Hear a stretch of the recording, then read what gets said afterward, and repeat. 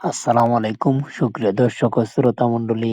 আপনারা এখন দেখতে পাচ্ছেন জামালপুর জেলার বিখ্যাত খাবার মিলি ভাত। এই মিলি ভাতটা কিভাবে রান্না করা হয়, কিভাবে ডেস্কিতে রান্না করে সবার কাছে পরিবেশন করা হয়, আর এই মিলি ভাতটা কিসের জন্য আয়োজন করা হয়, আপনারা সবাই এই ভিডিওতে সম্পূর্ণ জানতে পারবেন।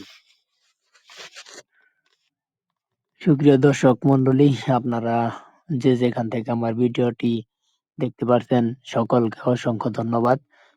আপনারা এখন দেখতে পারছেন মিল্লি তৈরি করার জন্য যে সকল উপকরণের প্রয়োজন হয়, বিশেষ করে প্রথমে প্রয়োজন হয় একটা ডেস্কি। যে ডেস্কিতে এই মিল্লিটা রান্না করা হবে এবং একটা টিকরি করে যাতে এই মিল্লিটা রান্না করা হয়। এখানে দেখতে পাচ্ছেন মিল্লিতে প্রথমে গরুর মাংস দেওয়া হয়েছে। গরুর মাংস ছাড়া এই মিল্লিটা তৈরি করা যাবে না। আর অনেক মসলার প্রয়োজন আছে এই মিলিটা তৈরি করার জন্য। দেখেন আপনারা এখানে কিভাবে নাড়াচাড়া করা হচ্ছে। আসলে এই জামালপুরের মিলি ভাতটা কিসের জন্য খাওয়ানো হয় আপনারা অবশ্যই জানেন।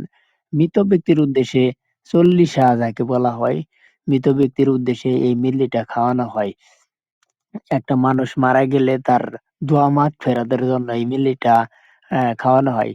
জামালপুর জেলার বিখ্যাত খাবার।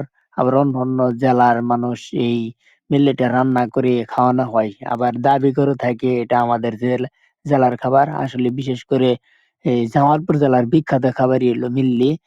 যা অন্যান্য অন্যান্য জেলায় ছড়িয়ে ছিটিয়ে রয়েছে। আসলে বলতে গেলে এই মিল্লি ভাতটা খাওয়ার জন্য অনেক দূর-দূরান্ত থেকে লোকজন এসে থাকে।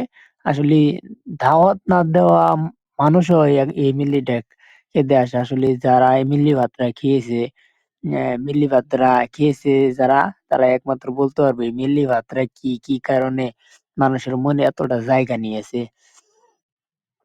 এখানে দেখতে পাচ্ছেন মাছ প্রসেস করে রাখা হয়েছে। এখন গামলাতে তুলে লোকদের মাধ্যমে পরিবেশন করবে একজন বাবুর্চি।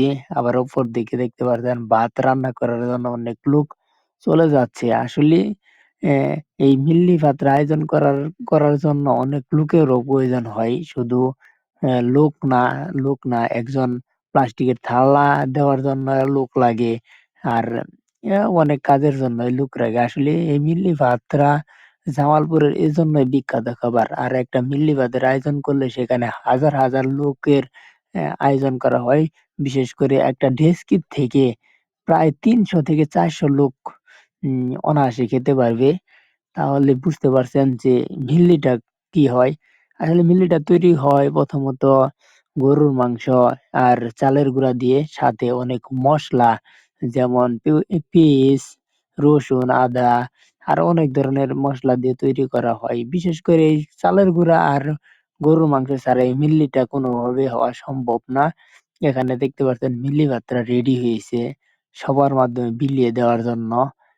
বাবুর্চিরা ভালোভাবে পরিবেশন করবে এখন সকলের কাছে। সকলকে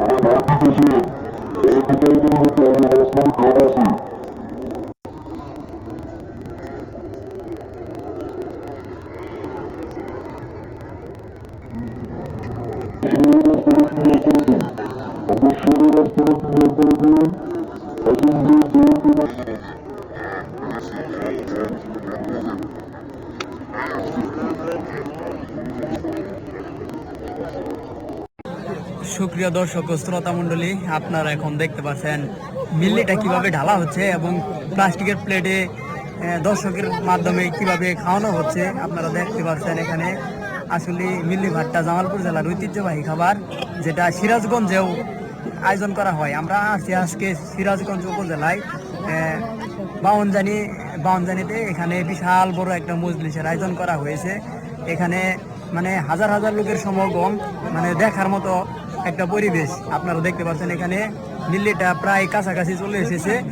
মিল্লিটা কিভাবে বাবুর্চি সবার মাধ্যমে বিলিয়ে দিচ্ছে সেটা আপনারা দেখছেন। একটা চামিজের সাহায্যে বলের ভিতরে প্লাস্টিকের প্লেটে কিভাবে দিচ্ছে। সুপ্রিয় দর্শক মন্ডলী, আপনারা এখন দেখতে পাচ্ছেন এখানে অনেক বালতি নিয়ে বাবুর্চির পাশে ঘুরছে এখানে, কারণ তারা মিল্লিটা ঢালার জন্য এরকম করছে। এখন দেখতে পাচ্ছেন কিভাবে ঢালছে মিল্লিটা।